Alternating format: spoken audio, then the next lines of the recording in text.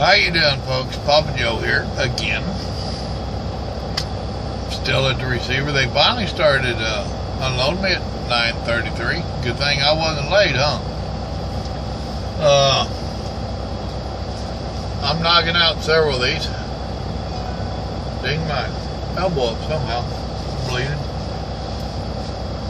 Now we're going to talk about super singles and dualies. Before this truck right here, I had never drove super singles, so I didn't have an opinion of them. Although I'd been watching and I'd talked to a few people. Well, one thing out here about truck drivers, you can ask 5 different truck drivers a question, same question, you're going to get 7 different answers. Yes, I realized what I said, and I stand behind it. 5 drivers, 7 answers. So it's one of them things where you pretty much got to try it yourself. I didn't willingly do it. I didn't ask to do it. And it was the middle of the winter when I took off with this rascal. And it had super singles. They ain't for this boy. The issues that I had with it, or with them, they have what I call a city tread. It's not an aggressive tread at all. The whole thing about super singles is fuel mileage.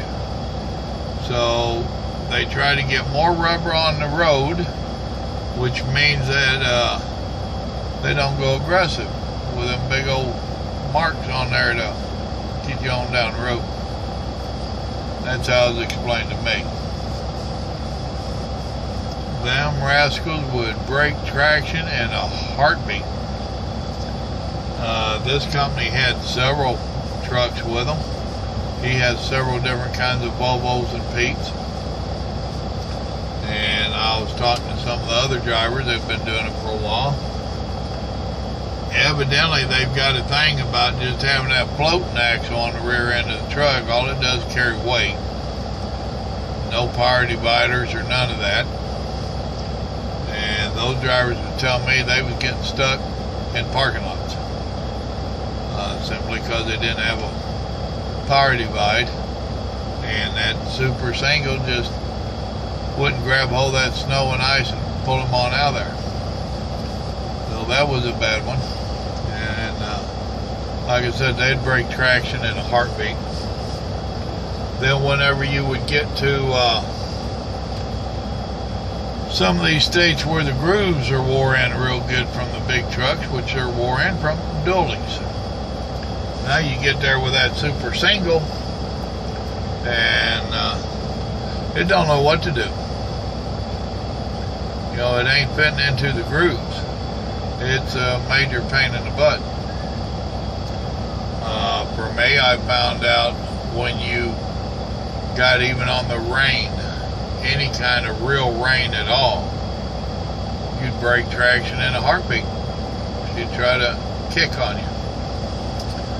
So after my first West Coast run in it, I started telling the owner, man, I don't like them. I want dualies. So he asked me to go ahead and finish running that pair out for him, that set out, get them down where they was worth doing away with. I can understand that. Nobody likes to waste money. So I did, and wound up running them for a couple more months. But he did eventually get it where I'm back to my dualies. And I like that a lot more. So they fit into them grooved roads. They have a more aggressive style of tread on them. And actually these are about an inch taller. But once again, it's a personal preference for most folks. As for me, remember when they outlawed retreads on four-wheelers and whatnot? Yeah, we still have some out here on the trucks and trailers. They should do the same damn thing, them super singles. They need to be outlawed. To me, they are a hazard. And you see a lot of the UPS, FedEx, and all them little day cabs running them.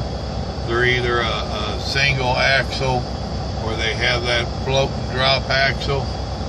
And they're the ones that you see getting stuck. They're the ones tying up the highway. Personal preference. For me, they're junk. I just do not have any. That's about all I can tell you about them, I reckon. So, remember, God loves you, so do I. Y'all be safe out there now. God bless. Bye.